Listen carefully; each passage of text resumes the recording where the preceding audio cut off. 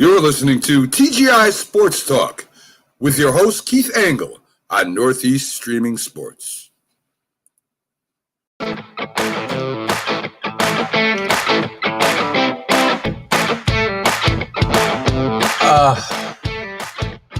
morning, guys. Keith Angle for TGI Sports Talk. It's Sunday, April 4th. Great games in NCAA last night. We're going to get to a lot of stuff. NCAA talk, NBA talk. I thought I fixed our Zodiac issue, and again, we're not there. I would try to fix it on the fly, but I doubt that I can. Hang on one second. Let's try something. Yeah, there's no way I'm going to be able to make this work on the fly. Sorry, guys. Anyway, welcome, everybody. We thought we'd be welcoming. Good morning, Dave Guyette. Thought we'd be welcoming our Zodiac viewers this morning, but I am unable to do so. They're going to hate me over there. Good morning, Bill Pulver. I want to thank all the groups that allow me to share this to you, to your groups and view it. And you guys have really, our followers are flying on TGI Sports Talk and Northeast Streaming Sports. Happy Easter, Mark Robert Shaw. Happy Easter to everybody else out there. Thank you for pointing that out. It's a little bit gloomy here. Not much of a spring day, but we're getting there. I want to thank my guest from Friday, Kevin Kernan. Always a great interview. We talked about a lot of stuff, the good, the bad, and the ugly in baseball. And unfortunately, we concentrated a lot on the bad and the ugly. And it's not that Kevin and I are not huge baseball fans, as some of you probably think, who may be younger. You think we're old fuddy-duddies who are just screaming at kids to get off our lawn, but we love the game still. I still love the game. We'll talk about it more as we get into it. But I want to thank Kevin for a great appearance, as usual. My guest next Friday will be Nancy Finley. And we're going to talk about the untold story of the 1970 Oakland A's. Nancy is the nephew of Charlie O. Finley and the daughter of Carl Finley. Carl was kind of an unknown force behind the rise of the A's in Kansas City and the move to Oakland. And it's going to be, I've read her book. It's called Finley Ball. And it's really an interesting look at the other side of this story.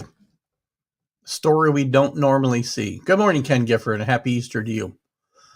So it's going to be fun with Nancy Finley on Friday. You'll see the promo, which I just posted, and I'll be sharing around later today. Today we got a lot to get into.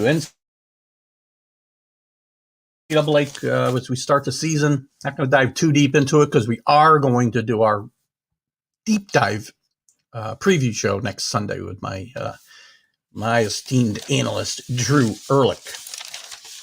And we'll also talk about the NBA and a little bit of NFL news today. I'm going to go through some stuff about the draft coming up and some team needs and whatnot, and we'll see how things go. Good morning, John Doviak. I don't see you here in my listing, but I do. It depends on where you guys come in from, but I see Kenny saying good morning, so I'll say good morning to John Doviak. World Championships in the 70s, right, Dave? You watch Sunday. It's going to be a very interesting interview with Nancy Finley. I've seen her on some other podcasts, and her book is really interesting, guys. Finley Ball, read it. Let's get started. Lots to cover. Esteemed, yes, Drew. My esteemed colleague, my esteemed baseball colleague, at least. Drew Ehrlich, also my brother-in-law, in full disclosure. It's very funny. Thank you, Kenny Gifford. As we get started this morning, we're going to be talking about the Final Four. And Kenny Gifford has come around and said, maybe the West Coast isn't that bad. We're going to start where the only place we can start today, guys. And that is with Gonzaga, UCLA. Guys, I have to tell you, what an awesome game. It may very well be the best. And for my notes here, I seem to have lost them. Here we go. It may be the best NCAA Final Four game I have ever seen, or one of the best, most exciting. We won't say best. There was some sloppy play at times, but these. I'll tell you what, I had picked UCLA to get blown out in this game. Not going to pretend I didn't. 30 points. I thought they'd lose by. They played a tremendous game. They put the ball in a hoop. This game was exciting, and I'll tell you what. Basketball has taken its hits the last few years, the last decade, whatever, about the way it's played. This game was exciting from start to finish. It was well played. There was the coaches coached very, very well. Mark Few is one of the most underrated coaches in the country, with one of the best programs in the country. The man's averaged 30 wins a year over his 20 plus years, 21 years, I think, at Gonzaga. What a great job. 31-0, on the verge of 32-0 on a world national, I want to say world championship. I don't know why. NCAA championship, matching Indiana as the last undefeated champion. They got to go a ways to go to beat Baylor. Baylor played very well the other night. But this game the other night, this UCLA Gonzaga game, guys, I can't be more impressed. I had to send my friend Larry Farmer, former Bruins player. He was on our Final Four preview show. Won 3 national championships with UCLA. Coached UCLA in the 80s. And I've got to tell you, I had to congratulate him for the effort of this UCLA team. What they did, they brought an important element to this tournament overall. Again, we talk a lot about sports that are better when try something here. Hang on one second, guys. Yeah, I can't just add this again, can I? I was trying to adjust my Zodiac deal, but thought I had it fixed this morning. Sorry. UCLA almost perfect. They did play almost perfect, and they had to play almost perfect to beat this team. We talk a lot about sports that are better. Most sports are better when certain teams are better. UCLA is important to college basketball, and when they're good, college basketball is better. This team played as almost perfect. They did everything that they needed to do to stay in this game. I didn't think they could have enough offensive firepower to win this game. But they played awesome. 29 points from Juzang last night. Awesome display. 12 of 18 from the field. 6 rebounds, couple assists even. Played very, very well. Campbell played well. Hold on. We got a video that started up on me here that we don't want playing. All right. So, again, Campbell, 17, 7 assists. Riley with big bucket after big bucket, 14 points, 10 rebounds, 5 assists. This team moves the ball. You watch some great ball movements. The Tiger Woods of college basketball. Yeah. Tiger Campbell. Yes. Good morning, Rick Sherlock. Nice to see you with us today. You saw some stuff last night that was, I can't get back to my banner here. Hold on. You saw some play last night that was really, really good basketball. Still a lot of threes, but ball movement to get to those threes, not just up and down the floor, throwing up bad shots. These guys worked both sides on offense. Really great ball movement. Right? Reminds me of Gonzaga just does some great things, but UCLA was good as well. And they remind you a little bit about Golden State when Golden State was on a run a few years ago. You know, it was modern basketball, but it was played with an old-fashioned flair of moving the basketball and finding the open man. Now, finding the open man now often means it's open three-pointer, but that's okay. I mean, there weren't an exorbitant amount of three-pointers thrown up last night. 40-ish. For an NBA basketball game, or for any basketball game these days, that's not a lot. And both teams shot well. Gonzaga, UCLA shot 57%. Gonzaga shot just a little bit better than that, I think 58. In the 40s from 3 points, high 40s from 3-point line. Free throws hurt UCLA a little bit. They were only 14 of 21. That hurts. You got to be able to make those free throws, man. It's something that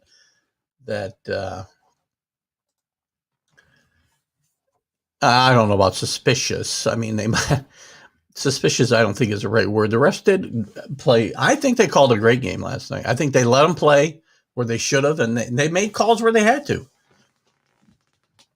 I mean, there were some iffy calls. There always are in any sport. But again, I don't get wrapped up in referees and such, you know. Don't put yourself in that position. What else happened? I mean, this kid, I got to tell you something else. This kid from Gonzaga, Suggs, is amazing. The kid at the three-pointer at the end of the game. Well, I mean, that is just an amazing shot. It's not all luck from that spot. That's a place these guys can shoot from. And this kid was a former quarterback, could have played most likely at a high level in college at quarterback, and decided to put his stock in basketball. And you can see the quarterback aspect of this guy. He's the leader of this team. And they are a team, by the way. Again, watch them move the basketball. Timmy was just awesome inside last night. It was probably the difference in the game. I mean, he's a big man who really gets the ball to the open man as well. He had 4 assists last night to go along with 25 points. And he played really well down the stretch defensively with 4 fouls the last few minutes of the game. Made some big plays where, you know, he could have been putting himself at risk of fouling out of the game. That would have hurt Gonzaga. I said all along that Gonzaga's my big worry about Gonzaga as they got to the Final Four was they didn't have this type of game. UCLA had played, this is their 3rd overtime game last night. Every team has a game like Houston got blown out last night, but every team has a game where it's a bit of a nail biter. It's a bit of it's close in the final minutes, and you've got that pressure packed situation. And Gonzaga hadn't had it. They barely had it all year. Is this only the 2nd game all year they have not won by 10 or more points? But they showed their mettle under duress last night.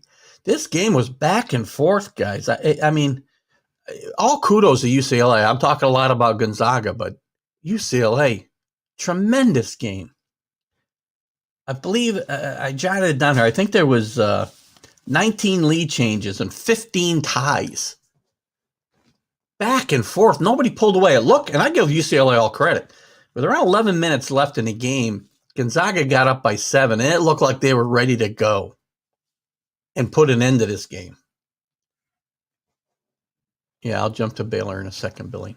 Or Kenny. But UCLA just came right back. Came right back at them. In the final minutes of overtime, in the final minutes of regulation, in the final minutes of overtime, UCLA looked like they were going to fold. It could have folded. I shouldn't say they looked like they were going to fold because they played well all night. They got a great putback to tie that game at 90 in overtime, and just a tremendous smart play. Timmy takes the ball out of bounds quickly, no dilly-dallying, gets it to the end line, gets it up court, dribble, shoot. Suggs nails it. So much fun. But these guys are well-rounded. Kispert, huge game. 15, 5 and 5. Timmy, I mentioned 25, 4 and 2. Suggs 16, didn't shoot the ball great. I mean, he shot 500 or 50%, I should say. But the guy really was huge as far as numbers go. Was Ajay, 22 points. He shot 9 of 12, 2 of 3 from 3-point line. This team has it all.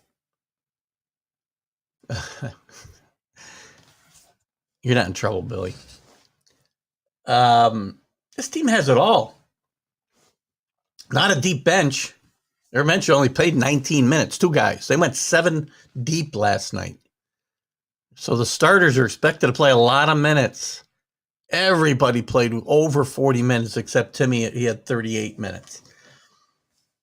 Gosh, what a great game. I didn't even go to bed last night for about an hour after this game because it was that good a game where it kept you on the edge of your seat, which games don't do. I still love the NCAA tournament. But it has not been as exciting as this. I don't remember. You guys can, if you want to comment, anybody here wants to comment about a better, more exciting Final Four game. Now, there have been lots of exciting games in college basketball history, obviously. In my lifetime, I can't remember a better Final Four game than that. From an excitement standpoint, from a well-played game standpoint. I mean, 90-93, and these teams also played some good defense. They really did. But the offenses were better. And I did not think UCLA could score 90 points against Gonzaga. I really didn't. I will eat crow. I thought they'd get run out of the gym. I said it on my shows last week. I said it on the Final Four preview show. I said it on Mac and Jack on Friday. And it was just, gosh, what a great game. And I got to tell you, Mark Few, been there since 1989, head coach since I think, I want to say 90. Oh, gosh, I don't have his numbers in front of me, but I want to say around 90, 91. Yeah, Kenny brings up, I knew somebody would bring this up, so Duke over Kentucky, Leitner, I know you mean shot, Kenny. Oh, or maybe you mean shit when it comes to, excuse my French, when it comes to Christian Leitner. That was not a Final Four game, though. That was an Elite Eight game, so it was a regional final. But a great game, nonetheless. And I agree. One of the great games in college basketball history. This game ranks up with it. I just think it's the it's okay, Ken. This game just ranks up as a tremendous game.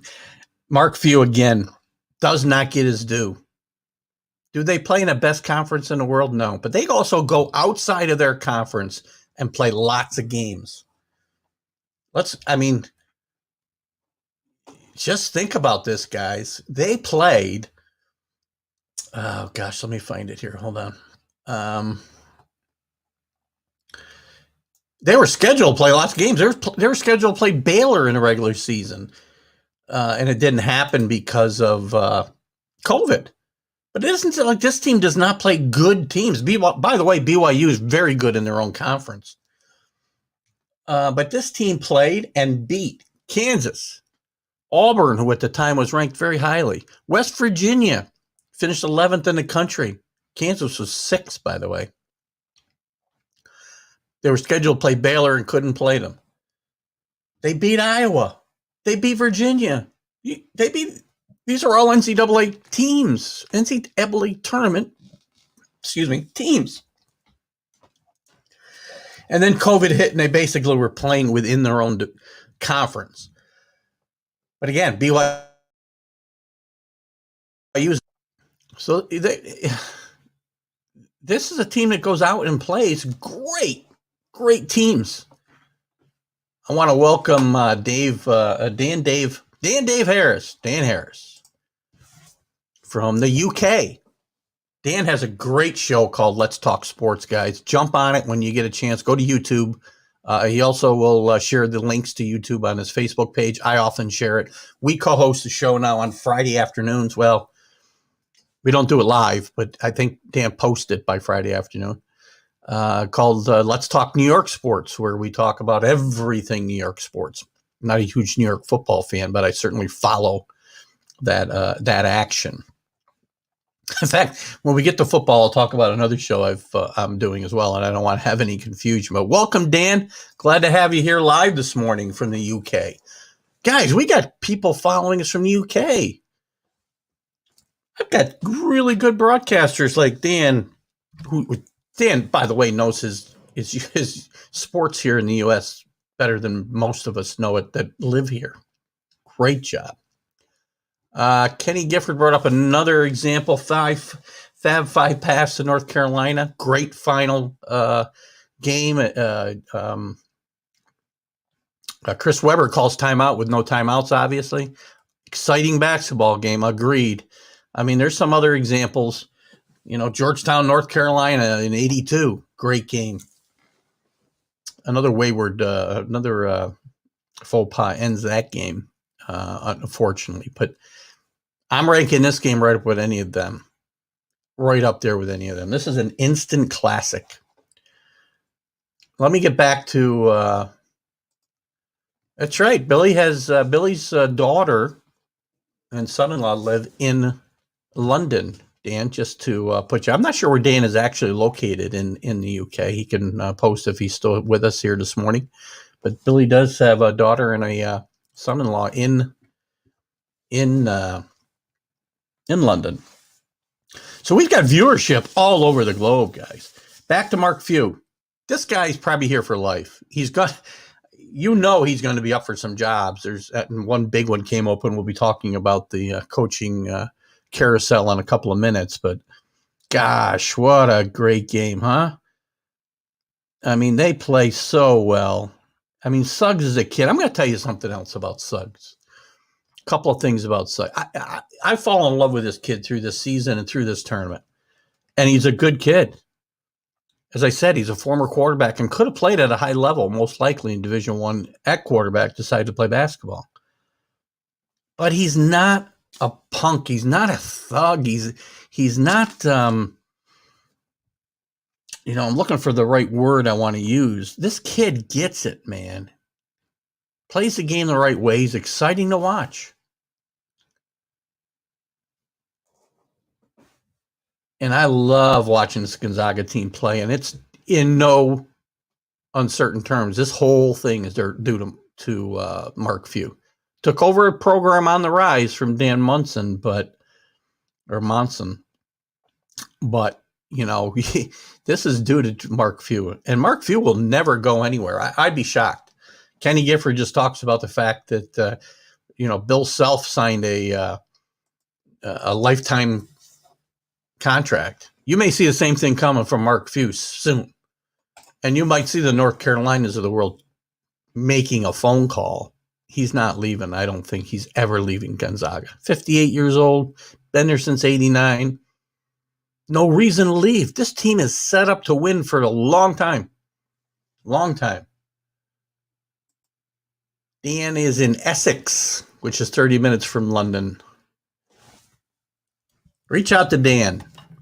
Bill, you got another contact now when you go visiting and globetrotting. What else, guys? I'm at a loss for superlatives for this game. Ajay was fabulous. Agreed. But, it's funny. I can say that this is a game where I can say so and so is fabulous on both sides of the ball. For 4 or 5. I can say all the starters for Gonzaga played awesome. I mean, Nembhard was probably the least productive, but he's the guy who's asked to do the least as it is in any event. And UCLA, as we just talked about, Juzang and Campbell and Jacquez Jr., Riley, all played lights out. Not much production from their bench. And they got 31 minutes off the bench from Singleton. So they do go to their bench a lot more than Gonzaga. But he didn't contribute a whole lot. And I don't know that he's usually asked to. He only put up one shot. He did have 3 rebounds and 3 points. But in 31 minutes, he's asked to kind of give these guys a breather. I thought Gonzaga's short bench could hurt him maybe, but we'll see. Against Baylor, it might become a bigger deal. So let's jump to that game a little bit. Baylor and Kansas, I really don't have a lot to say. This game was never in doubt. Baylor got off to a really fast start. I mean, they had a 25-point lead at halftime, and they led from the get-go. They led most. They had a pretty good lead right out of the first few minutes of the game. Zags 5.5. I've got them 4.5, but that's close enough. That'll change some probably before Monday night. We'll talk about that game in a second. I mean, I've talked a lot about the Baylor guards, and the Baylor guards were just outstanding yesterday. Outstanding. They shot the ball well. They shot as a team 52%, 45% from 3-point line. Even free throws 70%. Again, not great, but it didn't matter. They had to turn. They actually turned the ball over 9 times. It didn't hurt them. 23 assists as compared to 10 for Houston. This game was just never in doubt. I was surprised Houston didn't give them a better game. Houston a little weaker on the boards than I think they normally are, especially the offensive boards. And Baylor plays the defensive swarms, and the Zags haven't played anything like it. And the Zags, we'll see. We're getting a little ahead of ourselves. I don't have a lot to talk about this Houston game. You guys can jump in where you want. I mean, for Baylor, Butler was very good, 6 of 9 from the field, 4 or 5 from 3-point lines. So he finished with 17 points, 5 rebounds, and 4 assists. Mitchell, 11 assists to go along with 12 points. 6 assists for Teague and 11 points. The thing I think Monday night, and we'll jump into that game that right now because I don't have much left to say about this. I don't have much left to say about this Baylor game. Something else playing in my ears here. Can you guys hear that? Oh my God, where's it coming from? Hang on. I have no idea. Oh my God. Every once in a while you get something playing sometimes, and I don't know where it's coming from. So let's jump to the final. Baylor, this is what the game everybody wanted to see. They wanted to see it back in December when it didn't happen. I think that's when that game was supposed to happen. When was that game scheduled for? December 5th. Didn't happen. It would have been a showdown of the 1 and 2 teams. Now you got it. So you've got 31-0 Gonzaga against, I think the 2-loss, let's see here. Let me go backwards, scoreboard. Monday's matchup. What is Baylor's record? 27-2. They had a little bump in the road after they had a COVID outbreak and shut down the program for a few weeks. To be expected. Oh, just to go back a second, somebody else mentioned Houston over NC State. Exciting game for sure. Not a well-played game, just a great game plan by Jimmy V that day.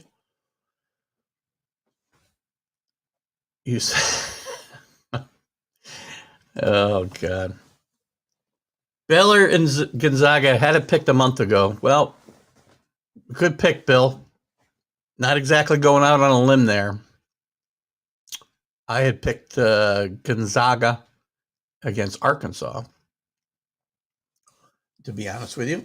And Baylor Gonzaga was pretty much has been a consensus pick since October, November, December. This game's going to be a lot of fun. They both play decent defense, but their offenses are so proficient. This game's probably going to be in the 90s. The over-under, I think, is 160. I think that's a no-brainer.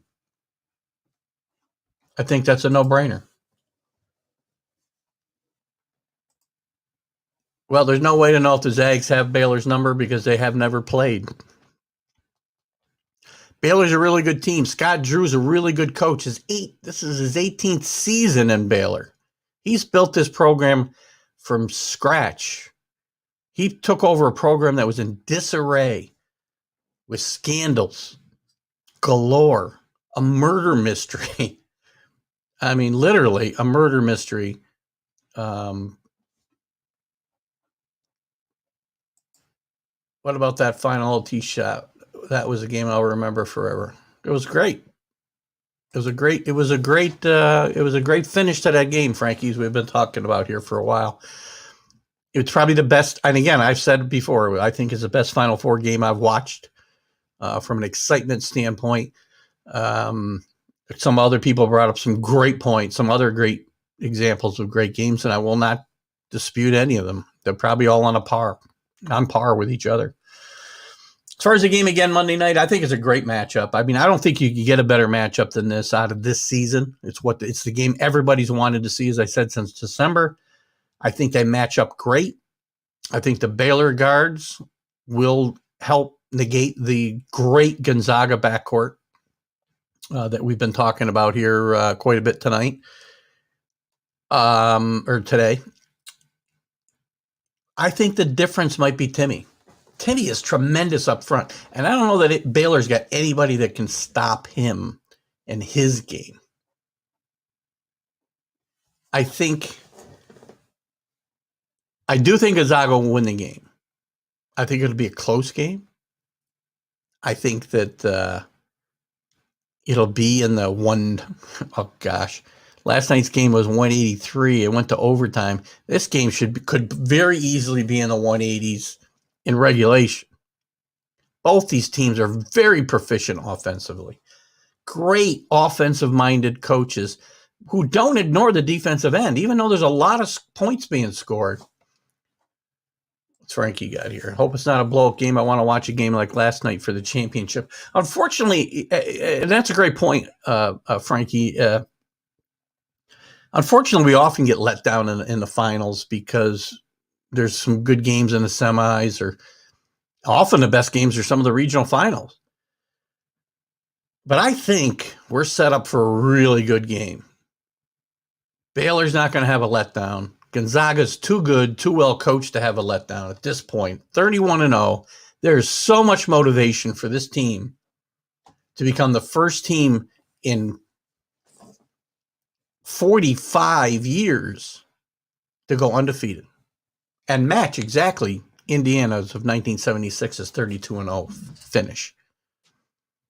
Now, I will tell you right up front that I think that Indiana team is much better than this Gonzaga team. It'd be interesting to see this teams play. The game was played so much differently then. But every guy on that team was a number one draft pick in the NBA. Well, not number one draft pick, but 4 of them were.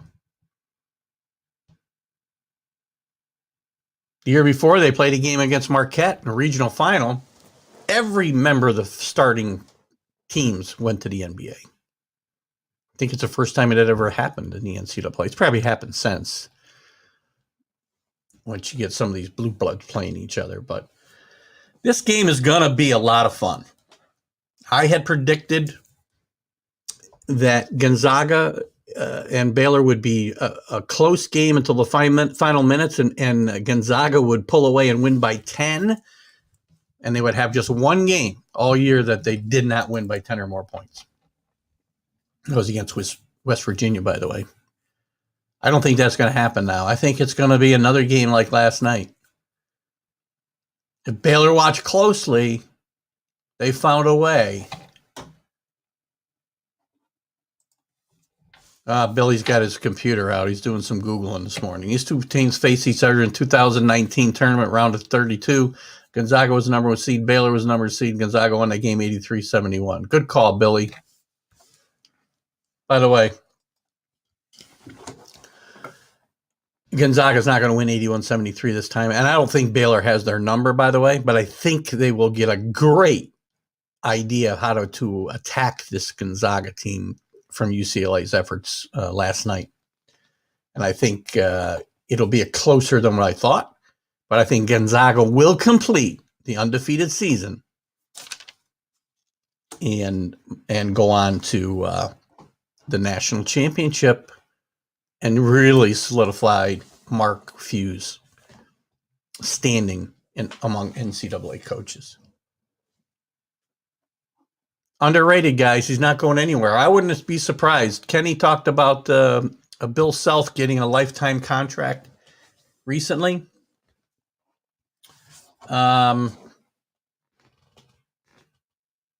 He's done a great job at Kansas, and I had some feedback from Kansas fans, both good and bad, because they are still under investigation by the FBI for violations. We don't know how that'll all turn out. And Bill Self is always a guy who's been talked about going to the NBA at some point, as most of the successful college coaches are discussed. But I think he's done a great job there at Kansas, following the great Roy Williams, which we'll touch on right now. Roy Williams retires after, 18 years, I think, at North Carolina.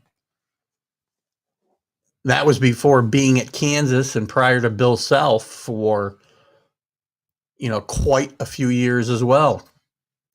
This is a tremendous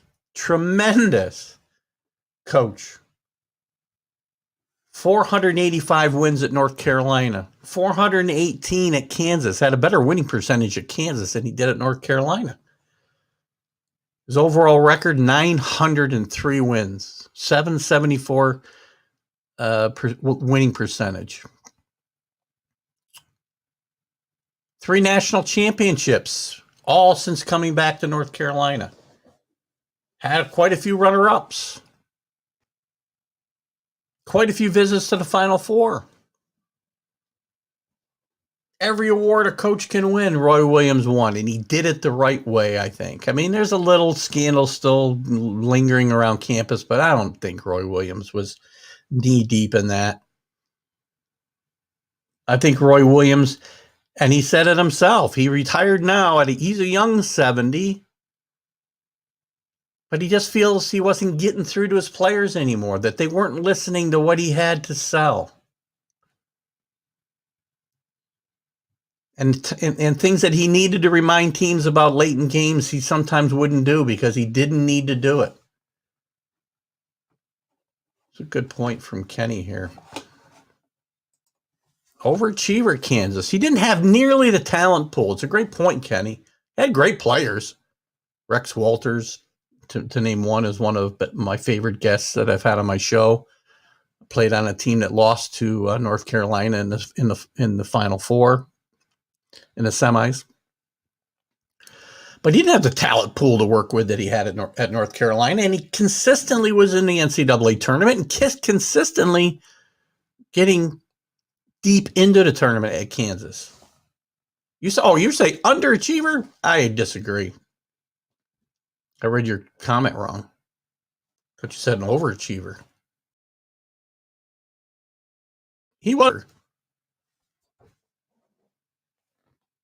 I mean, you take the years before Larry Brown was there, before Roy Williams, and that Kansas had been anywhere in many, many years. It's a storied basketball program, but it had been down for the most part for 2 decades.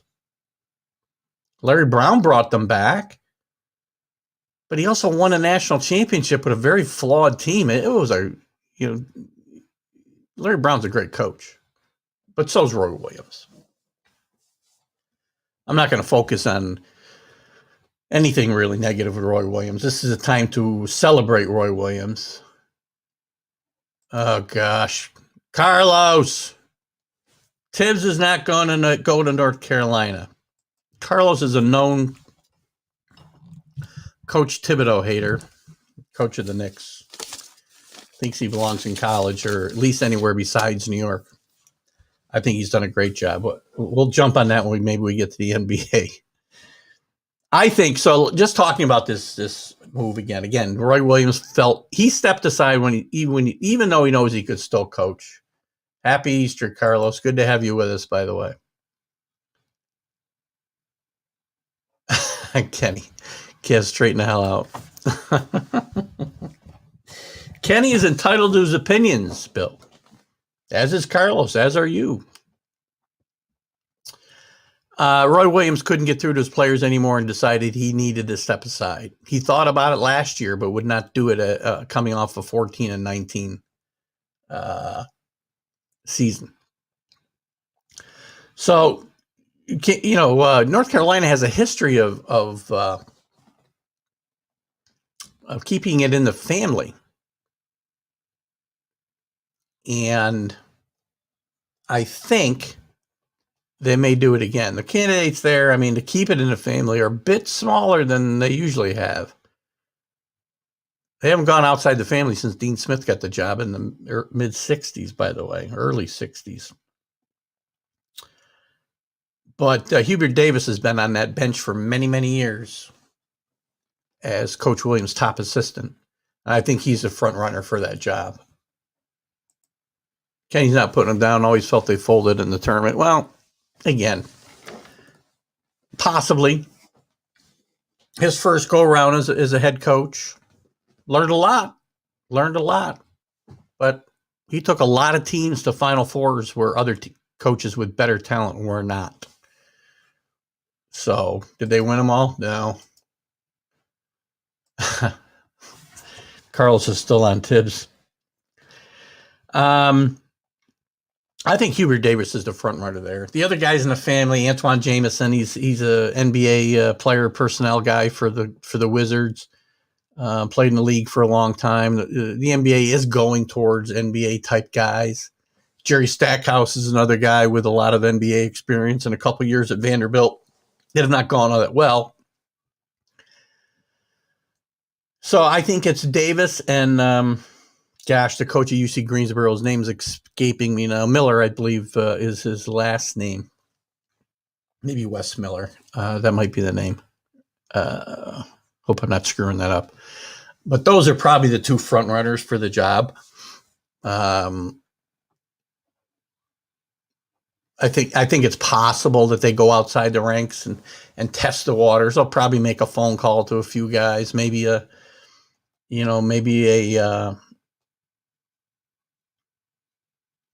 gosh, can you believe it? I just lost my train of thought totally. They might make a call to Mark Few. Who knows? But Mark Few's not leaving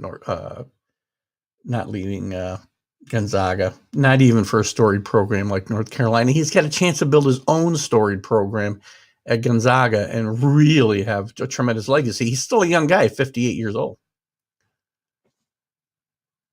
I did see that Grant got named head of USA basketball, replacing Jerry Colangelo. That's a great move smart move, I think, for the U.S. Olympic Committee. Or USA basketball, for that matter. I guess it's not USA Olympic Committee. Some other coaching news. Porter Moser is going to Oklahoma from Loyola. Great hire by Oklahoma. Porter Moser is one of the best, I'm going to say young guys, but he's not, it's not like he's that young. He is only 40. Yeah, he's 44 years old. So he is a fairly young coach. Done a great job wherever he's been. He's coached at Bernard. He's coached at Western Carolina, Winthrop. Actually, he never really coached at Winthrop. Loyola, though, is where I got the wrong guy. I wonder I'm messed up here. Sorry, I clicked on the wrong guy here. I want to get the numbers for Porter Moser. I got Prosser. Where are you, Mr. Moser? Great job, by the way, out of there he is. Great job by Porter Moser at Loyola Chicago. He got them to two Sweet 16s, a Final Four, building a really good program, mid-major program, and kind of trying to duplicate what they did at Gonzaga. Well, it's going to be very hard for them to continue that momentum at Loyola Chicago now with Moser gone. And Moser's 53 years old, by the way. He did coach Illinois State before he got to Loyola, which, not good basketball schools. It's possible he has some of his players follow him, by the way, because with the new transfer rules where you don't have to sit out a year, it's gotten crazy. And the NCAA coaches don't like this. There's over 1,200. This was Friday. There might be 1,500 now. I don't know. Kids in the transfer portal. No penalties. They can do whatever they want. 4 starters back for the Zags. Maybe. Suggs would be a top pick in the NBA. A top pick if he were to decide to come out. Hitting 60 will do that, Keith. Everybody's young. You're right. The Porter Moser to Oklahoma, correct. I think it's a great hire. It's a great job. Great job. He can put together a really good team. Lon Kruger did a really good job there. And by the way, kudos to Lon Kruger. We talked about him retiring last week. Lon Kruger is a very underrated coach. Always had competitive teams and has done a good job in a lot of places. So Porter Moser, I think, is a really good hire. And a little bit of a surprise, but not that big a surprise, I guess. Beard from Texas Tech, Chris Beard, is going to Texas and taking over where Shaka Smart had kind of got out in front of the posse. And Chris Beard has been a lifer who's really worked his way up from small, probably NAIA schools like McMurray and Angelo State. He got to Little Rock and did a tremendous job there.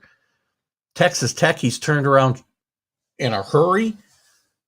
Been to a final, not just a Final Four, but to a final and lost to a really good Virginia team 2 years ago in the last tournament that we had. Going back to OU for just a second. Tough to get, you know what? It might be tough to get players to OU, Carlos, but OU's had great teams over the years. Look at the teams that Billy Tubbs had back there in the 80s. Jeff Capel had some good teams before they let the program run down. Lon Kruger's had some good teams. And these are guys who have gotten into the Sweet 16, Final Four, number of Elite Eights. Not a bad gig. And you're not going to be under the pressure of winning the Big 12 every year just because of the competition. And he's not going to need to win the league to get to the NCAA tournament year after year. So I think it's a good hire. I think it's a good spot for him. I know a lot of Marquette fans would like to have seen him go to Marquette. Shaka Smart took the job at Marquette, got out in front of the posse, as I said, at Texas. Shaka Smart's going to do a good job at Marquette. I think it's a better spot for him than Texas ever was. Shaka Smart did a tremendous job at a mid-major with Virginia Commonwealth, got them to a Final Four. I think he might have been the last team to come. I think he might be the only other team besides UCLA to play in the first four and get to the Final Four. So great job there. Bad fit at Texas, I thought, the whole way around. I think he'll do a much better job at Marquette. And that's not to say Marquette's a mid-major. That's a major program. But different expectations. Texas always has outsized expectations. It's not a great basketball tradition at that school, but they think it should be better than what it is. Rick Barnes did a tremendous job there and gets chased out of town. So, again, Kansas, going to get over on OU. Well, always. Well, I don't know that Texas can't. I don't know that OU can't out recruit Texas when it comes to basketball, but whatever.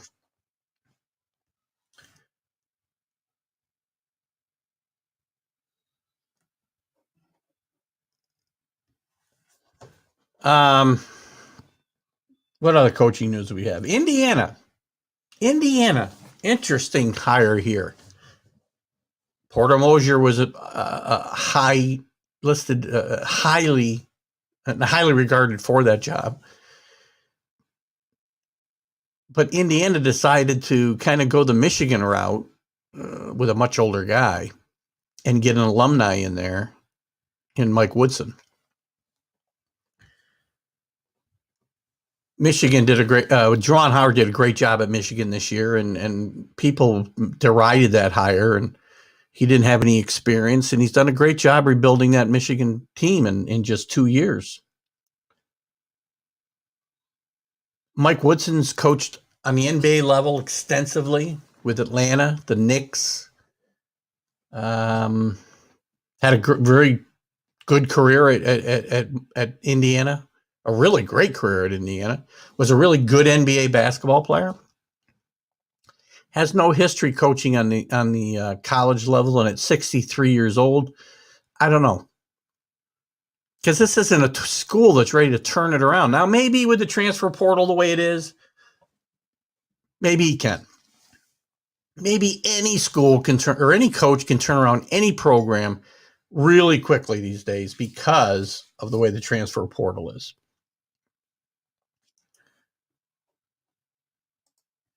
The Indiana job is who you know and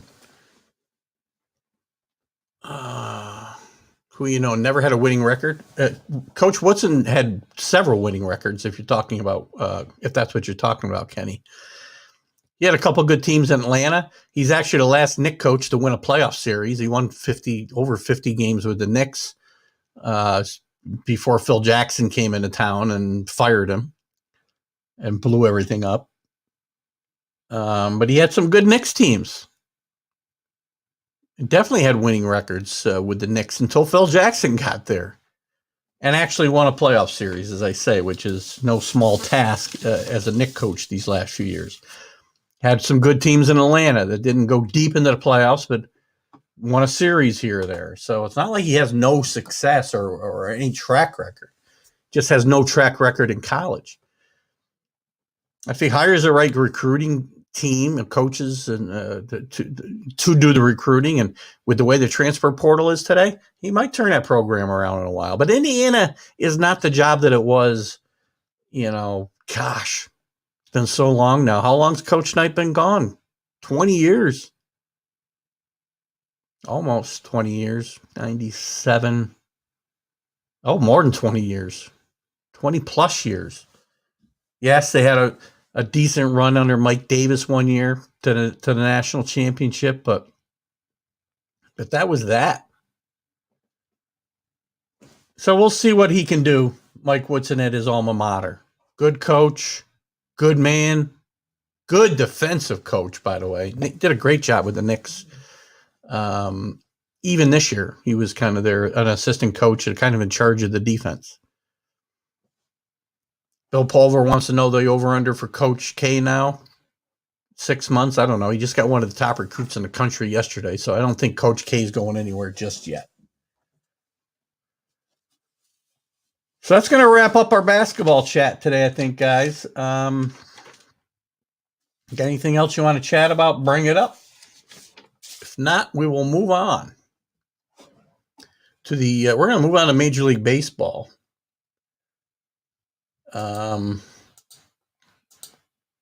Get some of my notes out of my way here. Major League Baseball opens up with some interesting stuff going on. I'm going to give you my top 10 teams. We're going to do our full preview show next week. I'm going to give you a few notes of my own. Go back here real quick. Kenny's talking about Coach K looking worn down. I think Coach K had a tough year with COVID and some troubles with that within the team. And they pivoted to the one and done model, which is starting to go. We're going to start with the Yankees. Yes, Kenny, because this is upstate New York. But we'll talk about some other teams as well. Oh, and by the way, you'll be surprised at where the Yankees are probably in my top 10. And I've got some things to say about the Yankees that you'll be interested in hearing. So I'm not a Yankee fan who just walks around with rose-colored glasses. I will tell you what I think about the Yankees, and it will be unvarnished. So let's take a quick look. Let's look at the scores quickly from yesterday.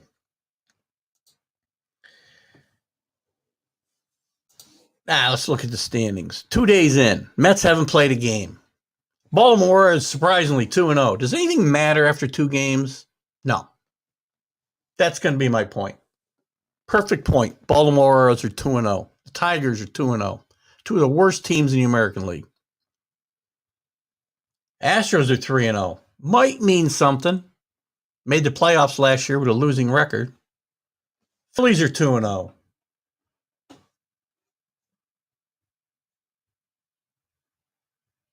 Padres 3-0. Big move. These 2 days don't mean anything to me, guys. They really mean nothing. I really don't. I'm glad I don't want to see guys get hurt. Mets are undefeated, right? Yes, they are. Mets don't get to play till Monday. COVID is still here, guys. Let's not forget COVID is still here. I get my second shot here in a couple days, and 2 weeks after that, I should be good. Do I think I'm safe entirely? I do not. Do the things you're supposed to do. Good example. I don't think the major leagues had any issues in spring training. As soon as we fly back home to Washington, 4 cases with the Nationals. Got to be smart, guys. Got to be smart. Don't agree with they should only play 100 games, Kenny. I think they can play the season safely. Probably within a few weeks, all the players will start getting their vaccinations anyway. Some players at risk have already got theirs.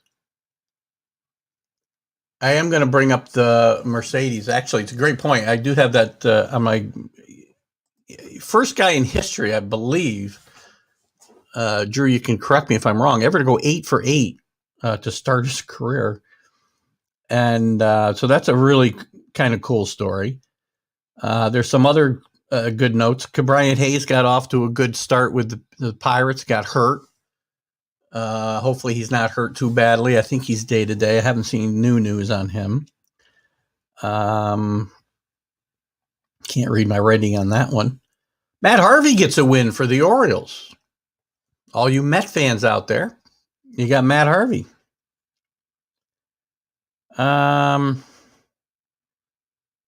Gary, now I'll get to the Yankees a little bit. They're off to a 1-0 start, or a 1-1 start.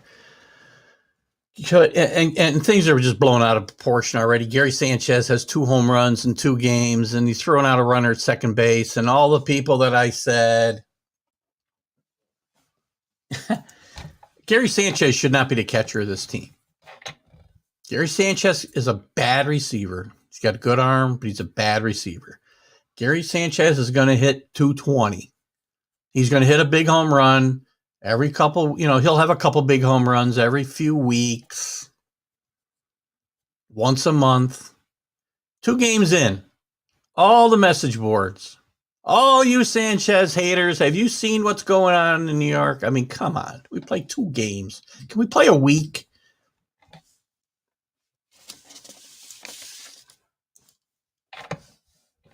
Not buying Gary Sanchez yet, guys. It's 2 games.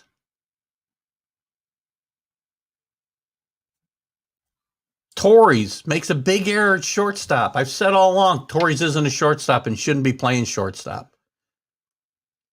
All the Yankee fans got on me there. Like I'm not a Yankee fan. I don't hide the fact that I'm a Yankee fan.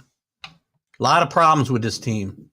Very poorly constructed. Talked about it with Kevin Kernan on my show Friday. Talked about it on the Mac and Jack show. I talked about it with Dan Harris on our New York Sports show. Team is not well put together. They got a shortstop, second baseman who should be playing short, or they got a second baseman playing shortstop. They got a catcher who can't catch. Makes every pitcher look worse. Had a couple good games. Good for you, Gary. Please, guys, talk to me in a month.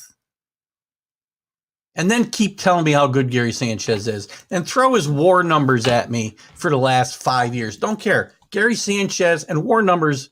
By the way, guys, take your analytics and whatever you want to do with them. Take them and do whatever you want with them. Because I watch the games. Pick apart, turn the numbers. I don't care about exit velocity. I don't care about WAR. I don't care about any of this stuff. I test. Gary Sanchez has gotten worse every year he's been a Yankee.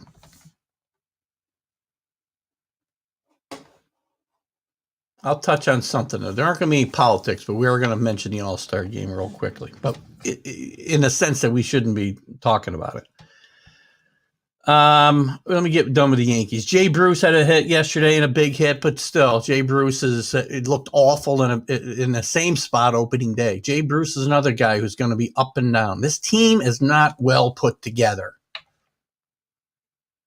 They should have signed Didi or another shortstop in the offseason, moved Torres to second base, moved DJ either to first base and get rid of Voit, because Voit's hurt out till May at least.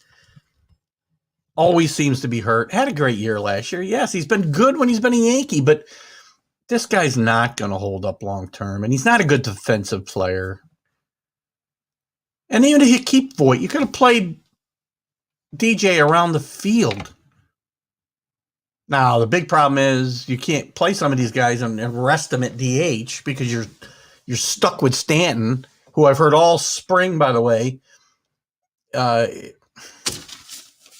Who all spring I've heard he's got a new approach. Well, I watch the same old Stanton swinging and whiffing at sliders outside the strike zone that he's never going to touch. Yankees are poorly constructed. Yankees will finish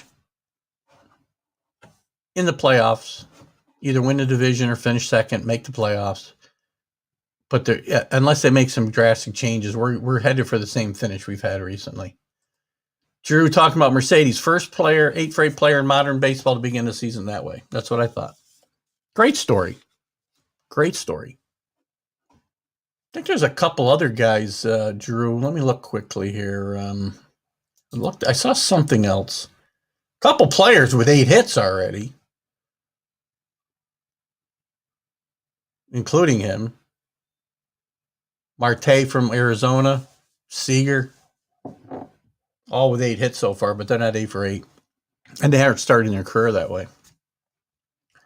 So great story to start the season.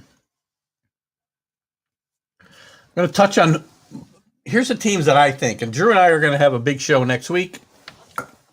Well, we're going to probably do 100% baseball for 2 hours, so get ready. I'll give you my top 10 teams right now to start the season. The Dodgers.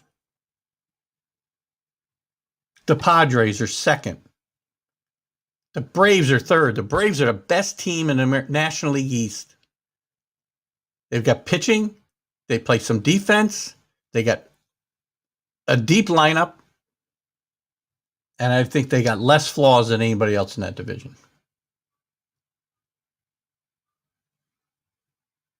I'll run the Yankees in at 4th and the Mets in at 5th. Mets, and both these teams are flawed. The fans of both fan bases think these teams are super teams and are not. Too many questions on both sides. I'm going to move the Twins up to 6th. Great managing job by Rocco Baldelli out there. Bunch of guys you never heard of, plus Nelson Cruz. The White Sox, I would have had them higher without the injury to Jimenez. Toronto at 8, Brewers at 9, and the Phillies at 10. Phillies bullpen doesn't implode on them. Bryce Harper learns to maybe go the other way a little bit. Now you got something.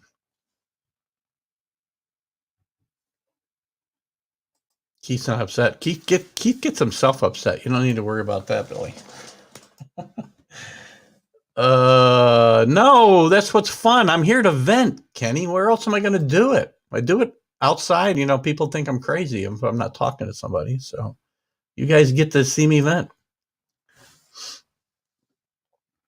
We're going to dive into baseball a lot more next week, as I said, and you'll get a lot of my thoughts. Some other big news this week, though. Lindor signs a big contract extension with the Mets. I don't care about the money. Baseball, there's more money than there is to go around in sports. Don't have a problem. I never have a problem with people getting their money. Now, he's crazy when, they're separated by $20 million over 10 years. When we're talking about, 300 and... Oh, gosh, I'm not sure what he got now. 341 maybe.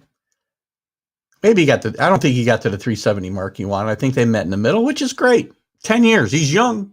Most 10-year contracts, I would tell you, that's stupid. But this isn't Pujols, who signed a 10-year contract when he was 30 years old. Great job by the Mets. The Mets and the Mets were, look at, it's all about topping the previous guy. Not sure what that one's about, but pay-wise? Yeah, well, he set the standard now. A lot of free agents in shortstop position coming up. Both these sides had to get this done. Lindor would have been in a bad position because the shortstop was going to, unless there's some signings during the season, the shortstop position was going to be flooded with free agents next year. So the market would have possibly been deflated a little bit for shortstops. And the Mets had to get this done.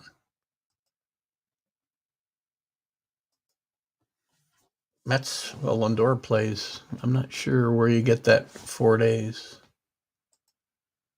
But only plays every 4 days. Lindor plays every day. Unless I missed a comment here.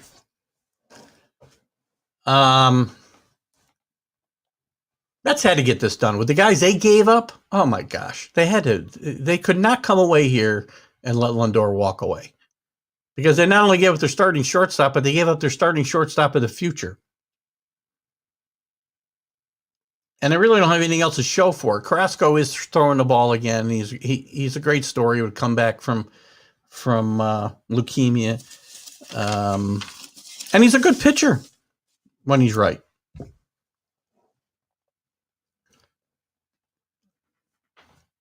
So just a couple thoughts I have. And I'm going to dive. And again, this is not a political show, and it's not going to be a political show today. So don't start with your political comments. I'm going to make one comment, and it's not political in nature in any way, because I have my own feelings about what goes on in this country, and what went on in Georgia this week. What I will tell you is Major League Baseball should stay out of the business of politics. The All-Star game should not have been moved. They're going to move the Braves playoff games when they come along? And players, it's different when players protest. I'll let players protest. I don't care. They can speak their mind. But Major League Baseball as an entity needs to stay out of politics. Politics. Again, we're not talking about social issues here necessarily. Well, we are, depending how deep you want to dive into this, but we're not going to do that. I'm going to tell you, NBA and all leagues as a whole should stay out of political issues. Now, all issues become political, unfortunately, today. That's the world we live in. Oh, Kenny thought it was a pitcher. No, Lindor plays every day.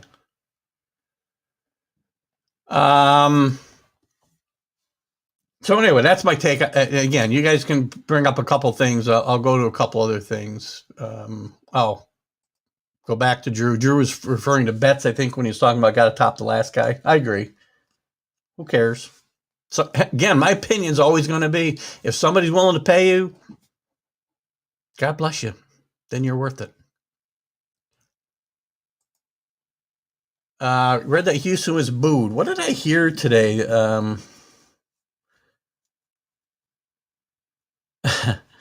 The fans, where did Houston play?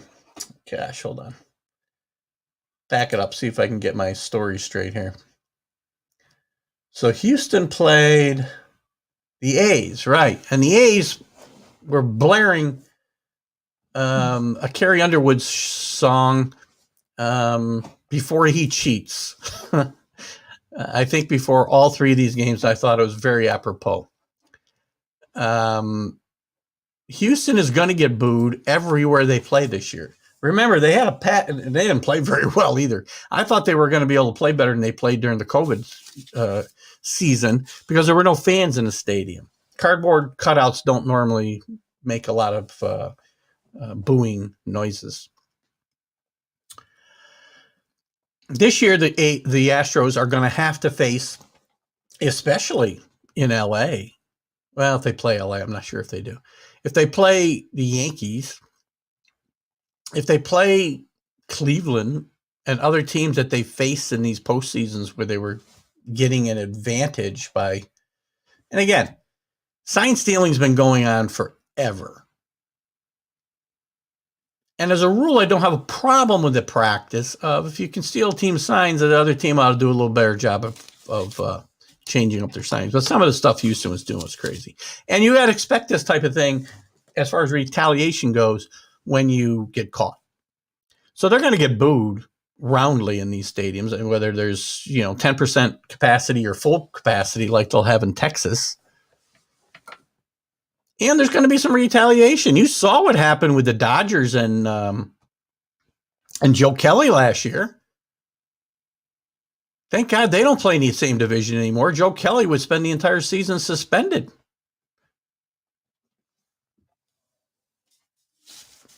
He was throwing at Houston players right and left last year, if you missed it. So I think Houston's got to expect some issues. You should have to wear dunce hats. Look at whether you think it's a good thing or you think it's a bad thing. Sign stealing is not a preferred thing. It's gone on in baseball forever. Pitchers have cheated forever and doctored into baseball. There's things that happen, and if you do it in kind of a up and up way and you don't get caught, well, they're time-honored traditions in a way. Spitballs have been around forever. Pitchers been scuffing baseballs forever. Teams been stealing signs forever.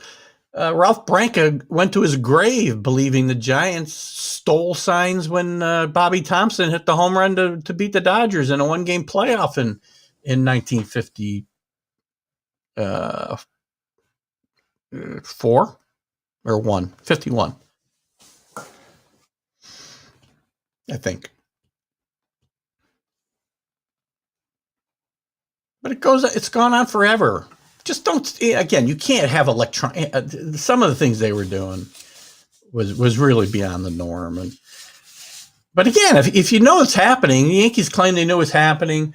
Dodgers claim they knew it was happening. All these teams say, I know it was happening. Well, then why are you allowing your signs to get stolen? Do something to make sure it can't be done.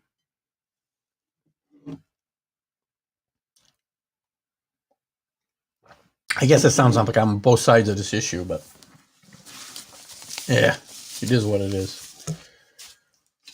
What else you guys got for Major League Baseball you want to chat about? We're going to, again, dive deep, and we'll be talking about Major League Baseball every week from going forward because once we get through, tomorrow night, there's no more college basketball except for coaching moves. So next week, we will devote 2 hours to our Major League Baseball preview, and we'll have some fun. And it won't be all about the Yankees, which I don't think I've talked a lot about the Yankees today, have I? Yankees are a polarizing team, and people want to hear about them. And I belong to about, 100 Yankee groups, which give me about at least 1,000 views, probably a show that has Yankee content. So thank you for that, Yankee groups. Met groups are good too, by the way. And I'm joining groups for every Major League Baseball team.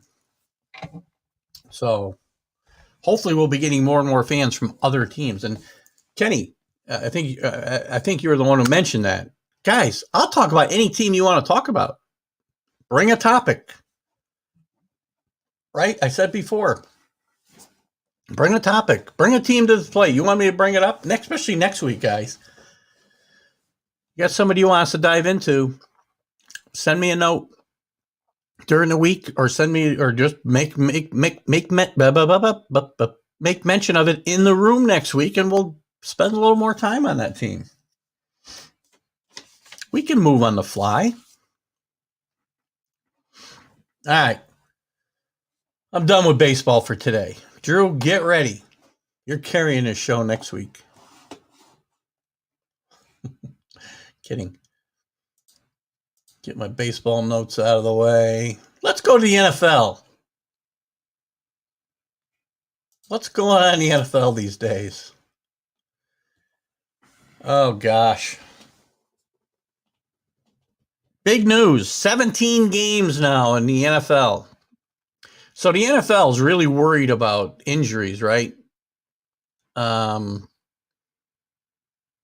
in all kinds of rules for try to protect players. So what do? We add another game so that we can charge more for TV packages. Very interesting. They added this extra game just before they're about to finalize new TV deals. Which, by the way, guys, get used to paying for football going forward, because the games you're going to find I'm going to talk about that in a second, Drew. You're going to find more and more games are going to be more and more good games are going to be on Amazon. Amazon's going to be part of this package going forward, and they're going to be on Amazon Prime, which means you have to pay. Now you could say I'm already paying for cable TV, so what's the difference? Well, you're going to pay another, $100 for Amazon Prime. Now you will get free shipping, and if you order a lot of stuff from Amazon, as I do, it's well worth it.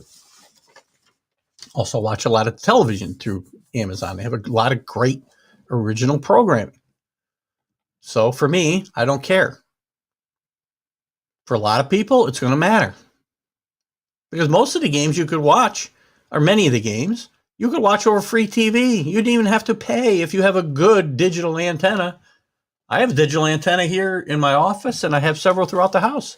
I get 40 channels that I don't have to pay for. So if I didn't have any money for cable TV, I could watch lots of TV.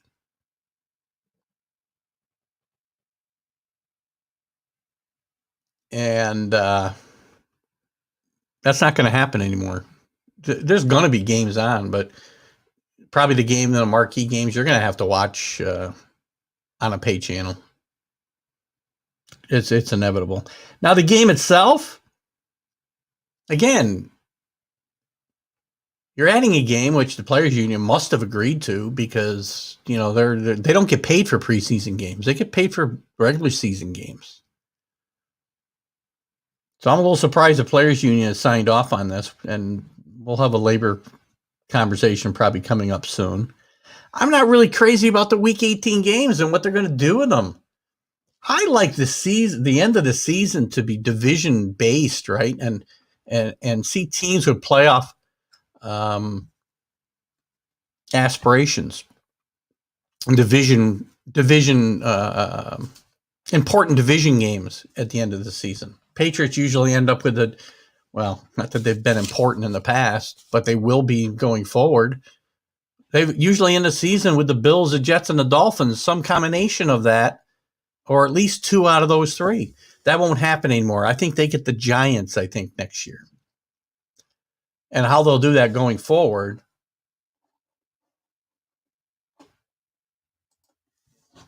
Yeah, well, they need to they're going to recap their lost revenue in one freaking TV deal here in a few months.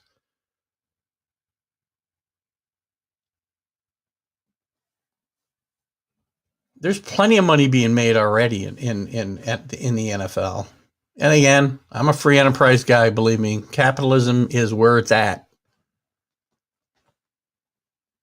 But you're starting to bleed the customer dry. And injuries don't. And here's the other thing about this: the NFL is such hypocrites. Roger Goodell. Roger Goodell goes out, talks about injuries and how they're trying to protect players and make the game safer. Well, first of all, you can't legislate the violence out of the game. It's a violent game. People watch it because it's a violent game. Casual fans watch the NFL just the way it's always been. But you preach the fact that you want to keep the players safe, and then you add a 17th game to an already rigorous schedule. So I don't know. I don't like what they've done with Week 18. I think if they want to add another game, I think they should. They could do it. I guess it's inevitable. So anyway, don't make that Week 18 game this crossover game between the two conferences, because you don't have enough rivalries to go around. You're going to try to make it a rivalry game, right? Patriots and Giants. I don't know. Who are the other big rivalries that can play? Houston and Dallas? You don't have enough to go around. What I would like to see, make it a bracket buster type thing like the NCAA does. The NCAA does a great job with this during the normal regular season, right? In the middle of the season, they'll have a bracket buster weekend where games that weren't originally scheduled are scheduled and match up some teams that are going to need they're going to be bubble teams. They're going to be teams looking for seeding in the NCAA tournament. And they put teams together that people want to see. And the NFL could do the same kind of thing. On the fly. You have to play with bye games and whatnot, bye weeks and whatnot, but you can make this work. And then put together a schedule a week on the fly. I would love to see them do something like that. That's just my opinion. Now, Drew brought up something very important I have on my my list here. Aaron Rodgers will be co-hosting, guest hosting, I guess is the right term, Jeopardy this week. I'm going to give you my little Jeopardy rankings thus far as well. I'm not really sure. Now, I thought this was kind of a gimmick at first. But Aaron Rodgers says he wants this job, and I suppose he could find a way to do it. I think they filmed the show only over about 5 months. So I guess Aaron Rodgers could find a way to do this, depending on the schedule of the show. But I don't think he's serious. He's going to have some fun with it, hopefully. Hopefully he's good. I'll tell you what, so far, Ken Jennings got the first and longest shot because I think he did it for 6 weeks. Everybody else has done it for 2. Ken Jennings did an outstanding job. Katie Kirk, too bubbly. Like her. She's very likable, but too bubbly and too much, not deep enough. Not deep enough for me for a Jeopardy host. Yeah, too bubbly.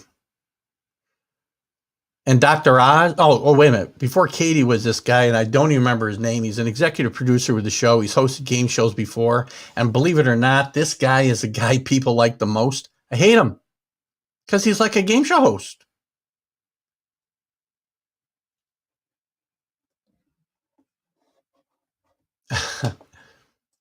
Rick said as long as he has someone helping him with the simple answers. Well, he does have the answers in front of him, Rick. So he does. If he can read, he'll be all right.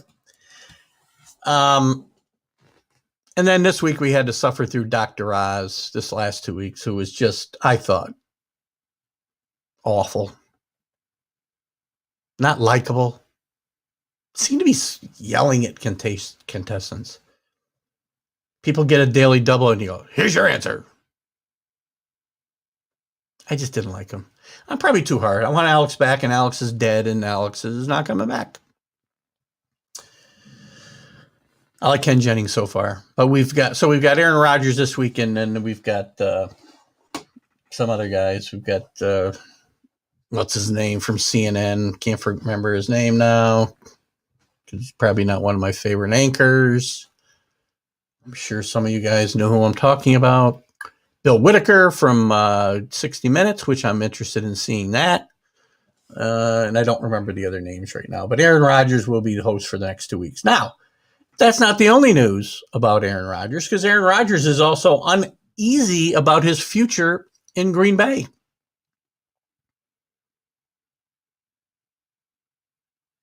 He's not sure he's going to be able to finish his career there. He doesn't think it's going to be possible. I'm so tired of Aaron Rodgers trying to leverage the Packers. Aaron, you took your money.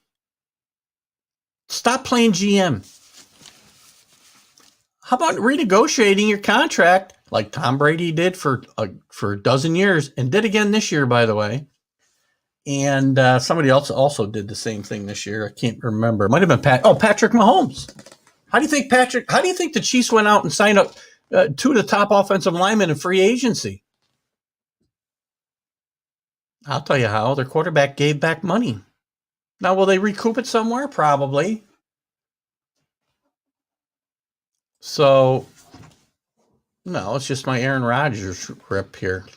Tom Brady gets thrown in because he's part of the answer, William. Give back some money. Stop being a GM. Gosh, man. I did a vlog on this a few weeks ago where I went off. Should players have input? Quarterback specifically? Should they have input on player personnel? It's not your job. Whatever. The Bears coach, Nagy, is taking back the offensive play calling for the Bears, which can't hurt them. I don't know why this would be just happening now if it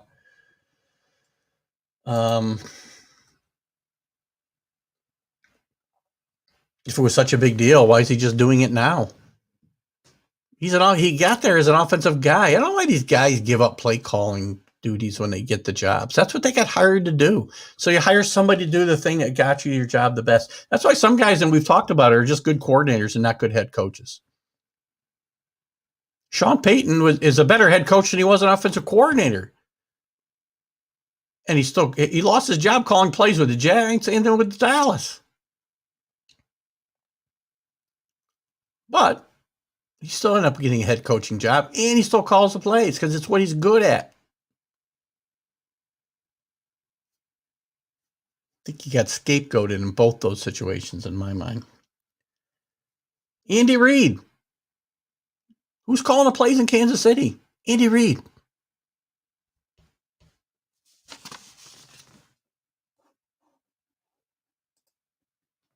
Where does Trevor Lawrence? I'm going to jump on it right now. I don't think it's much to talk about there. We're going to talk about the draft right now for a little bit. And remember, on the 29th of this month, Northeast Streaming Sports will have a live draft show. It will be hosted by Mac and Jack, the Mac and Jack Show. I'll be a co-host on that show. We'll be live from 7 o'clock that night, I believe 7 o'clock that night, right through the end of the first round. We're going to do the entire first round live, and we'll talk about every pick as it happens. And I don't think we're going to get a look at Bill Belichick's dog this year because I think the teams will be in attendance live. And I know that disappoints you Patriot fans, but let's dive a little bit deeper into the draft. First couple of picks are probably set in stone. Jacksonville, we know, is going for Trevor Lawrence. There's no doubt about it. There's not a question. You know, anybody who comes up with any stories that, you know, they're thinking about taking somebody else, I'd be looking at the source. The Jets are probably locked in now to Zach Wilson. No matter what they say. I think they should keep Sam Darnold and find a way to get that exciting weapon on the outside. I've talked about this ad nauseum. Jet fans think I'm crazy, whatever. I'm not a fan of the team, so you guys can do what you want. But does he leave the team? What does that mean? The Texans might have to draft a quarterback, Drew. It's a very good point. You know, everybody knows about the Deshaun Watson and, I don't know how many lawsuits there are now. But now, for the first time, law enforcement is getting involved in investigating some of these allegations. I don't know what you're asking me, Bill. Where does Lawrence end up? Jacksonville. And you said, yes. Does he leave the team? Does he leave where? What team? He's going to Jacksonville. He's not going to have any choice. He's going to be in Jacksonville. Back to the Jets. I think they're locked in on Zach Wilson. They're trying to kind of still play it both ways. And that's what these teams do now, right? There's, they try to posture and make it look like they're not going to give up guys, or they're not interested in a guy, or they still might keep Darnold. I think Darnold might get traded draft night, if not before. There's teams like the Texans that are looking for a quarterback potentially. So to answer your question, Drew, they may not draft a quarterback, but they may trade for one. So I think the Jets are probably going to go Zach Wilson. I just don't see any way they're not. Now, the interesting thing to me now is a third pick. San Francisco is traded up for the third pick, theoretically, to pick a quarterback. They say they're not sure. They say they're Jimmy G's still their guy because, again, they can't trade him if they say we want to get rid of him. But so they've traded up to number 3, as we know. And the rumors all week get stronger and stronger that their pick is Mac Jones. Now, look, I'm not a Justin Fields fan. I do like Trey Lance a lot. I don't know that I trade up to number 3 to get Mac Jones. You could have got him probably down below. I don't think they're going to draft 4 or 5 quarterbacks right out of the gate. If they love Mac Jones, great. But I hear there's questions about his arm. There's questions about his mobility. He's got the best thing you hear about Mac Jones is his pocket presence. And he could be a really good NFL quarterback, I suppose. But again, if you don't have arm strength, watch my quarterback and see what happens when you don't have any arm strength left. So a little surprising there. The Falcons, who probably should be drafting a quarterback, the talk this week is Kyle Pitts is their guy. Kyle Pitts is a tremendous tight end, by the way. Tremendous tight end. And he may end up being the most, outside of Lawrence maybe, he may end up being the most important guy taken in this draft because he could be that type of generational tight end, as I've talked about one of the wide receivers being. Kyle Pitts is a great guy, and the teams are maybe jockeying around come draft day to get him. And it wouldn't surprise me to see him go as high as number 4. I mean, they're going to have to figure out a replacement for Matt Ryan at some point, but they may think that they've got enough pieces in place that if they bring in a talented skill position player, that they can get over the top with a new coach and a new approach. They already got Julio Jones and Calvin Ridley on the outside, so it's possible that the Falcons may go as high, take Kyle Pitts as high as number 4 here, or you may see somebody who really wants Kyle Pitts trade up to that spot. The place I thought Pitts would go would be the Bengals, because he'd be a great weapon for Joe Burrow.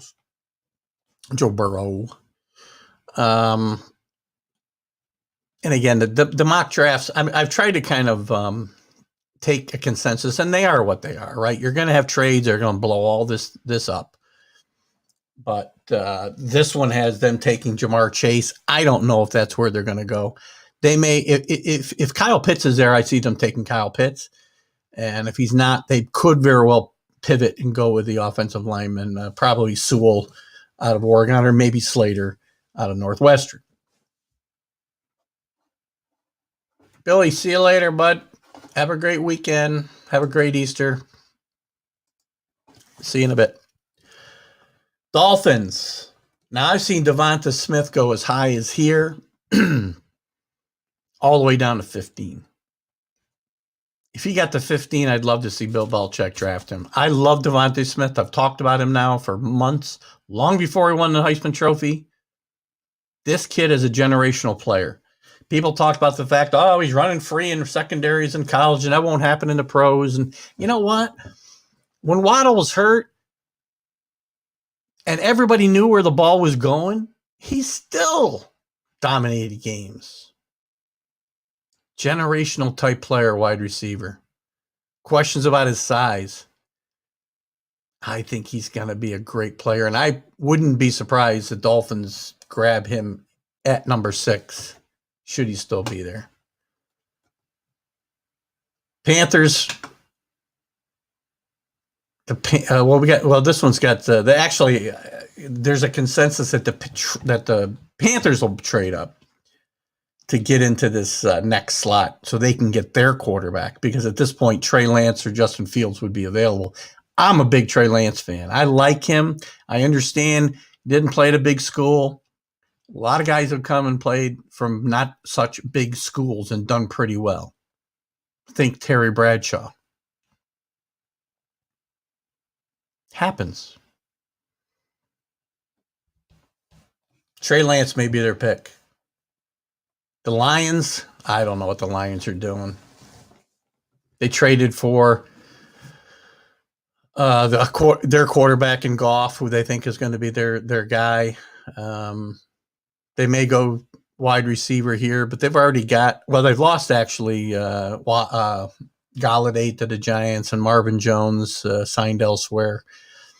So they really need to go probably wide receiver. So they could go Waddle here, or whoever's not picked, right?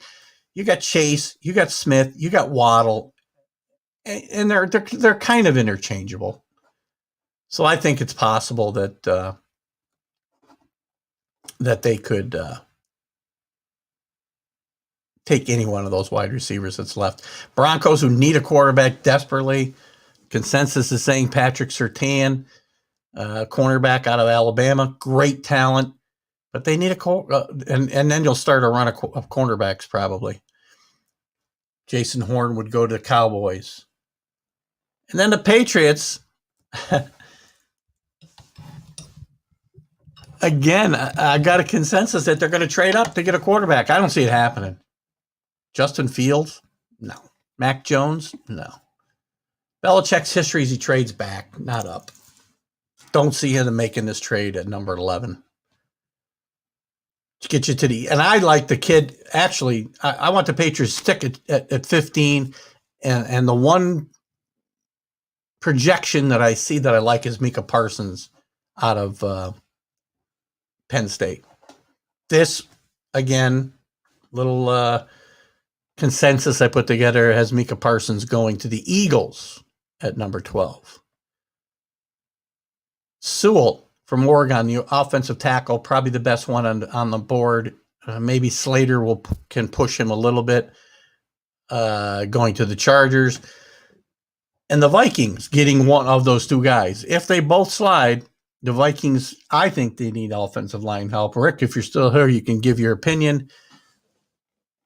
Offensive linemen are never sexy picks, especially early in the draft, but they could certainly use some help there, as they gave up 39 or 40 sacks last year, I believe. And there's lots of holes on that offensive lineman. Reef left.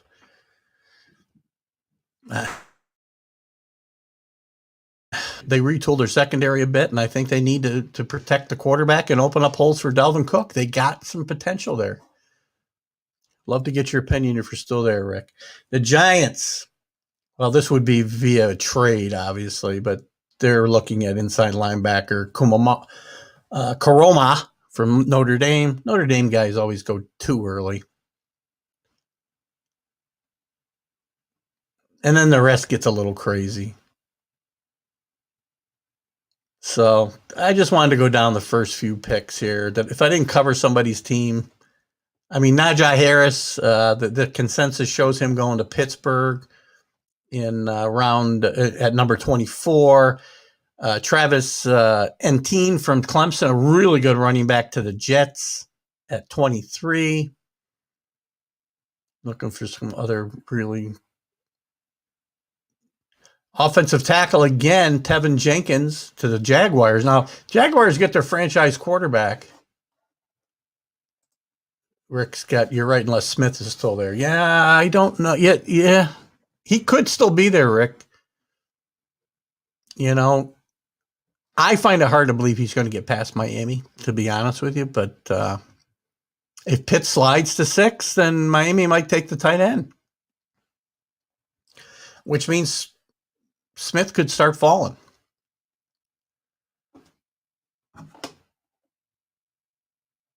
So we'll see. It'll be interesting. I think the Vikings, Rick, and this isn't just to kiss your butt, believe me, because I think you've realized I don't do that.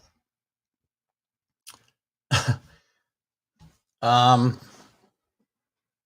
think the Vikings are in a position to make a big leap forward if they make the right moves here in the draft and in the undrafted free agent market. There's some talent on both sides of that ball, and they've addressed part of their problem in the secondary. They address that offensive line and get a weapon at wide receiver. I think they're going to potentially make a move back up into contention next year. So, anything else stand out? Not really. Listen, when it comes to the NFL, guys, keep in mind, we'll be doing a lot of stuff in the NFL as we lead up to the draft. We've got the draft on Northeast Streaming Sports Network and the Mac and Jack Show. Being the main host, I'll be co-hosting that show with them. We're going to have somebody live at the draft, so please join us that night. You'll see lots of promos coming on my page and the Northeast Streaming page going forward. Also, I am co-hosting a show, and I haven't really pushed this a lot because I kind of went into it on a whim. It's the NFL East Roundtable show on Wednesday nights at 9:00. It's also on Northeast Streaming Sports. Jamie Paggs, the Philly sports guy, is the host of that, and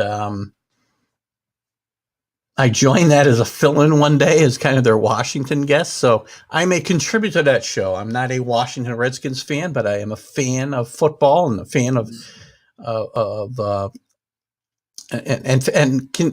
fairly knowledgeable about all of this stuff that's going on in the league and specifically the teams in the East. So what's Rick got to say here? People are back on defense from opt-outs and injuries. Yeah, so we're back to the Twins, the Vikings. Yes, I think they're in position to rebound, and we'll talk more about that once we get past the draft. We'll start looking at teams that are, most likely candidates to rebound. The show. So anyway, I decided to probably stay. I don't want to be portrayed as the number one Redskins fans. I mean, the other three guys on the show are really big fans of the teams that they come on to talk about. Well, we talk about the NFC East as a whole, and I am their insider or contributor, and I've done my research, and I'll be talking about the Washington Redskins perspective mostly when it comes to this NL East show. But I want to make sure that people don't get the wrong impression, that I've thrown over my beloved Patriots for the wonderful Redskins. By the way, who I think have a very good head coach in Ron Rivera and have made some interesting moves in the offseason, except maybe signing Ryan Fitzpatrick as their quarterback. So you'll see me there on Wednesdays. 9:00 we do that show 9:00 at night. I'll probably start sharing it to my page going forward too. Just don't want to confuse my own fans. Yes, Redskins, that's right.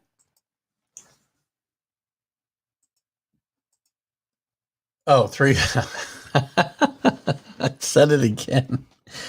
The team formerly known as the Redskins. The Washington football team. It's funny, I also refer to them as the team formerly known as the Redskins when I'm on the show, Rick. Gosh, I'm going to get myself in so much trouble. I need to be more politically correct, right? You wouldn't want to know my real feelings about a lot of this stuff. Believe me. Let's jump on the NBA as we close out the show here. Guys, the Knicks finally get a win last week. They fall into number 7 spot. They did get back to 500 with a win the other night against, who the heck did they play now? Bear with me a second. Oh, the Pistons. Big deal, right? They won by 40. after back-to-back losses to the Heat and the Timberwolves. The Knicks are going to be all right. Knicks are going to be, they're going to, let me find my, they're not going to finish in the top 3 in that division. They're not going to go deep in the playoffs, but they've made great strides here this first half of the season. And Carlos, if you're still here, I know you're going to tell me that Coach Tibbs needs to get fired, but Coach Tibbs doesn't need to get fired. Thibodeau's a great coach. He's done a great job at changing the culture of this team, and he deserves to stay here and continue this job, and needs to. But in the East, look at the Sixers and the Nets. The Nets continue to win despite all kinds of injuries. Kevin Durant may come back. Nash said this week that he expects Kevin Durant to be back this week. He's only played 19 games all year, but they need to start getting him in some game shape for the playoffs. And the Sixers got Joel Embiid back the other night, and he scored 24 points in a win. 2 best teams in the East. They're going to vie for first place, and first place is going to be really important, I think, because remember, just assume they play out. And the Nets do keep just adding players. Just assume that they play out the way that it is. Number 1 is going to be huge because 1 against 4 is going to be much easier series or softer series than 2 against 3. Because the Bucks are going to be in the mix at 3. The Heat's going to start moving up and has started moving up. They've won 4 in a row. And if there's a team that's not at the top now that might come from the outside, remember they represented the East in the finals last year and played very, very, very well, and they made some big trades at the trade deadline. Drew brings up the fact that the Nets keep adding players. They obviously added Blake Griffin and now LaMarcus Aldridge, who's played very, very well in his debut this week. And the Nets are deep, and if these guys are coming in here to win a ring, and if they're not coming in here, it's similar to Harden. Listen, I was not a fan of them bringing Harden in here because I did not think he would adapt his game, and he has. He's done everything he said he would do. And Aldridge will too. And Blake Griffin has said he will too. I think these guys want their ring and then they'll go. I think this is a very small window of opportunity for the Nets. The Nets are all in to win this year. Because even without these guys that are, their contracts are expiring, like Griffin and Aldridge, and God knows who else they have or brought in or might bring in, they're not a young team. Durant's an old 31. Lots of injuries the last few years. You got Harden, who's not the most physically awesome specimen in the world, is 31 years old. You got Kyrie, I think, might be the young guy in that team, but he could be in a mental institution at any moment in time. I'll bring that up in a second, Drew. And again, I don't want to dismiss the fact if people have mental issues that shouldn't be taken care of. Kyrie Irving, there's something amiss with this guy. I mean, he just came back from his 3rd vacation of the season. He needed a mental health break. Gosh, I know I'm hard on him, and I don't want to see anything bad happen to this guy, but somebody needs to get him some help. But other than that, I don't see anybody else competing in the East. You got the 76ers, the Nets, and the Bucks. The Bucks are playing much better basketball since just before the All-Star break. And they're 9-0 in the division, by the way. And the Heat are starting to come on. They've won 4 in a row and are really starting to hit the Jets.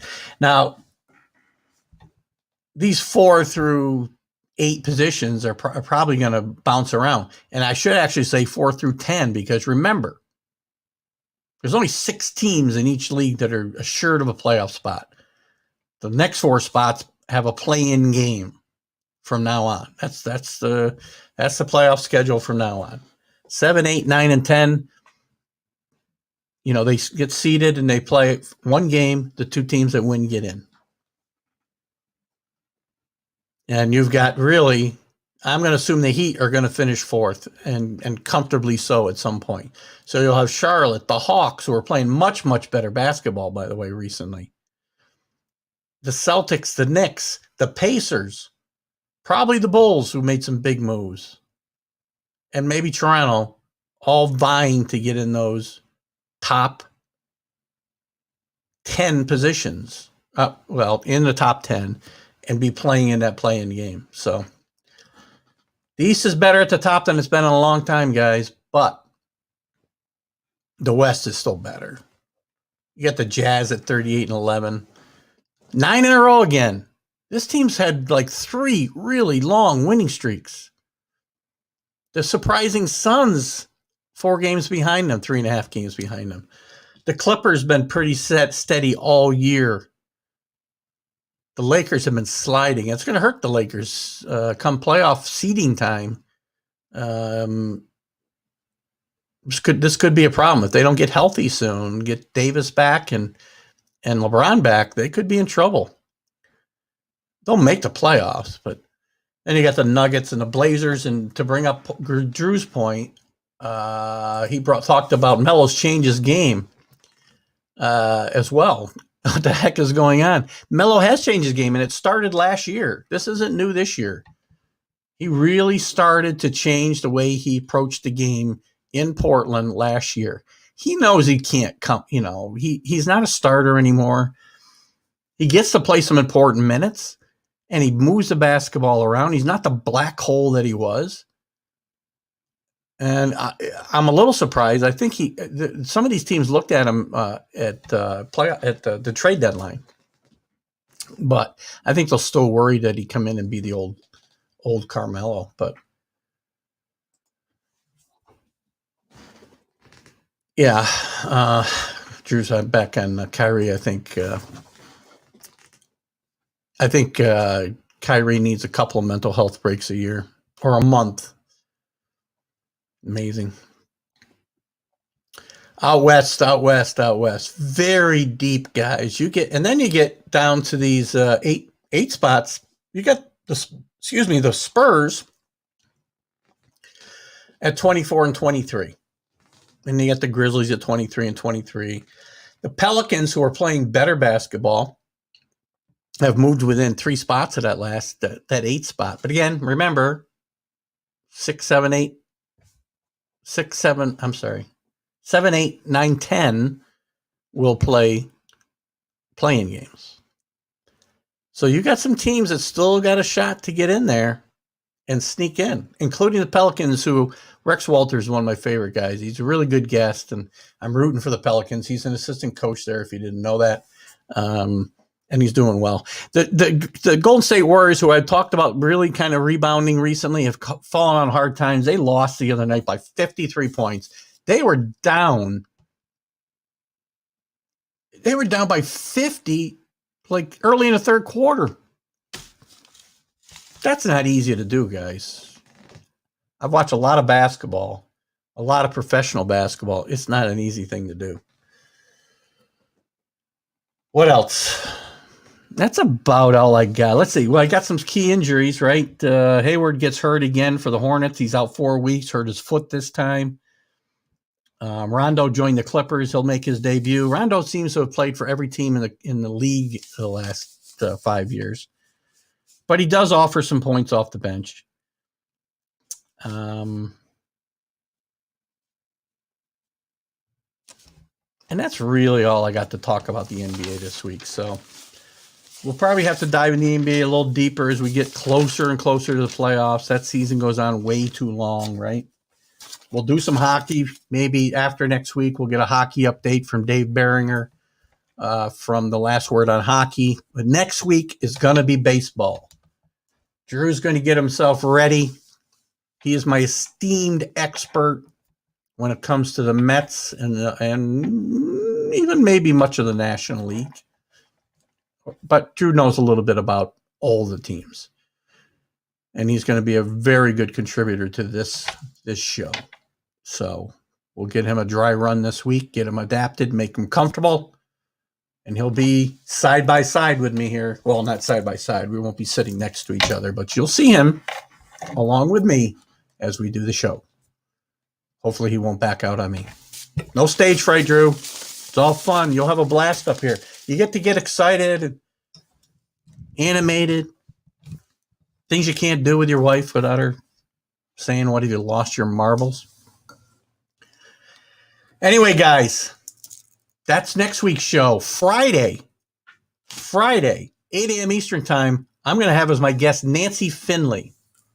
Nancy Finley, if you recognize the name, is the daughter, she's the niece of Charlie O. Finley, former owner of the A's when they were the dynasty in the 70s. And her father, Carl, Charlie's brother, was an unknown mover and shaker behind the scenes with the A's. And we've read a lot about the A's, at least I have over the years, and what a bad guy Charlie was and what a bad job he did running that organization. But it's all been from the player's side and the writer's side.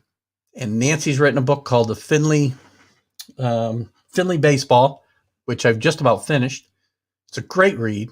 And we're going to get some insight into this, into the rebuilding and Charlie and Carl building this thing into a dynasty through the 60s, the mid 60s, moving them from Kansas City to Oakland, and then really taking a step forward when they got to Oakland, and some perspective that I find very interesting, and I hope you do as well. So Nancy Finley will be my guest Friday morning. I'll be here at 8 a.m. Eastern Time live. I'll see you then. We'll see you next Sunday with our Stream of Consciousness. And and you guys have a great Easter Sunday. I'll be heading off to next week's co-host's house shortly. We'll see you then. Keith Engel for DJI Sports Talk right here on the Northeast Streaming Sports Network.